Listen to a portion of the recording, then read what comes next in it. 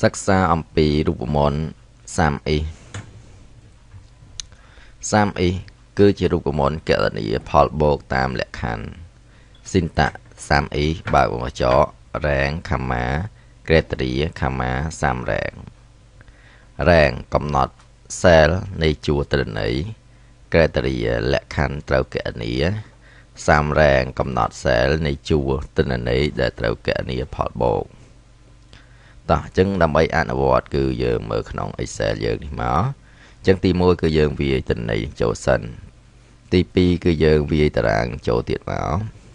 តោះអញ្ចឹងយើងមើលសំណួរទី1គឺថាចូលរកប្រាក់ខែសរុបរបស់ភេទប្រុសអញ្ចឹងគេចង់ដឹងថានេះប្រាក់ខែទាំងអស់នេះវាមានប្រុសមានស្រីអញ្ចឹងគេចង់ដឹងថាភេទប្រុសទេសរុបប្រាក់ខែរបស់ភេទប្រុសស្មើនឹងប្រមាណអញ្ចឹងគឺយើងត្រូវប្រើរូបមន្តសាមអ៊ីនឹងឯងបាទអញ្ចឹងទី1គឺយើងវាយសារ៉ីមែលចូលមករួចយើងដាក់ cursor ត្រង់ cell ហ្នឹងយើងវាយស្មើ30អ៊ីបាទអញ្ចឹង click ដល់2ដងមកបន្តមកទៀតយើងមើលពាក្យថា rank អញ្ចឹង rank ហ្នឹងគឺជា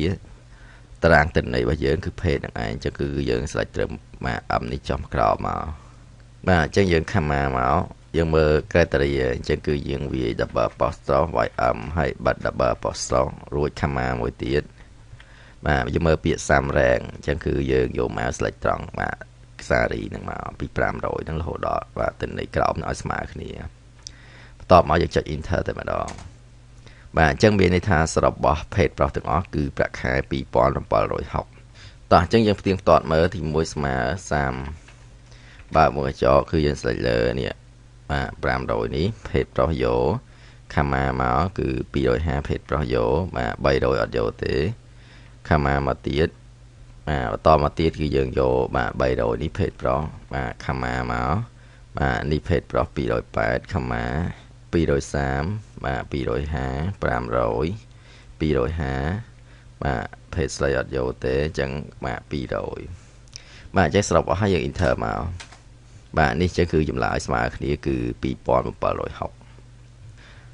បាទតោះអញ្ចឹងយើងមើលមួយទៀតសំណួរទី2គេសួរថាចូលរកប្រាក់ខែសរុបរបស់ភេទស្រីអញ្ចឹងគឺក្នុងនេះយើងមិនអាចអូសយកចេះបានទេ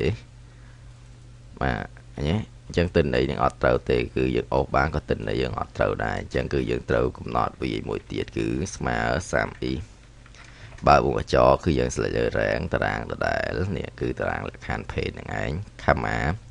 ក្រេតរីលក្ខខណ្ឌអញ្ចឹងលក្ខខណ្ឌគឺយើងវាយ double apostrophe ហើយវាយ s បាត់ double apostrophe វិញខាម៉ាទៀត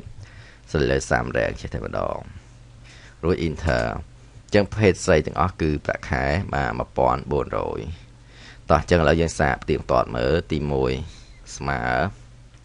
បាទ30បើវងកញ្ចក់គឺយើង select លើភេទស្រីបាទ300ខាម៉ា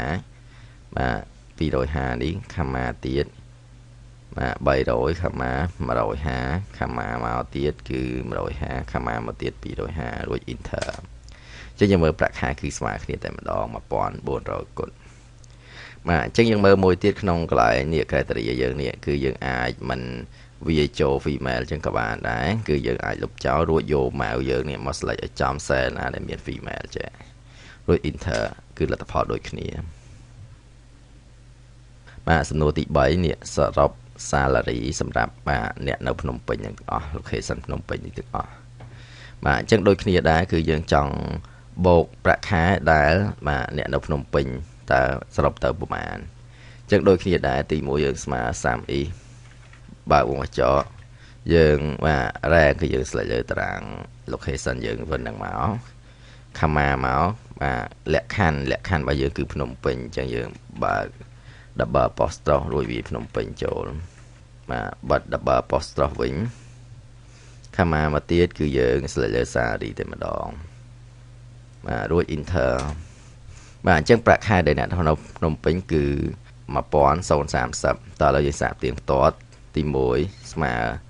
បាទនេះភ្នំពេញ1 250បូកនឹងបាទនេះ250ទៀតបូកនឹងបាទ280នេះបូកនឹង250បូកនឹងបាទអស់ហើយមានប៉ុណ្្នឹងទេគឺ enter តែម្ដងបាទអញ្ចឹងនេះ1030បាទអញ្ចឹងយើងមើលឧទាហរណ៍ថាក្នុងភ្នំពេញនេះគឺយើងឧទាហរណ៍យើងវាយ click ដក clear យើងវាភ្នំពេញជាប់គ្នាចេះអញ្ចឹង enter មកអញ្ចឹងលទ្ធផលគឺ0បាទអញ្ចឹងលទ្ធផល0ហ្នឹងគឺមកពីពាក្យភ្នំពេញនេះយើងវាយ copy លក្ខខណ្ឌទិន្ននេះយើងវាយទឹកមុនមើលភ្នំពេញយើងវាសាដកឃ្លាស្រាប់តែពេលយើងវាយលក្ខខណ្ឌនេះភ្លេចដកឃ្លាក៏វាមិនត្រឹមត្រូវដែរបាទអញ្ចឹងយើងដកឃ្លាវិញត្រឹមត្រូវវិញណាឬក៏ក្នុងទិន្នន័យនេះឧទាហរណ៍យើងភ្នំពេញអញ្ចឹងឲ្យច្រឡំវាយ x 2ដងចេះអញ្ចឹងក៏អត់មានដែរអញ្ចឹងគឺការវាយបាទទិន្នន័យនៅក្នុងលក្ខខណ្ឌហ្នឹងគឺប្រយ័ត្នតិចគឺវាធ្វើម៉េចឲ្យត្រឹមត្រូវតាមលក្ខខណ្ឌដែលយើងបានពីខាងដើមនេះ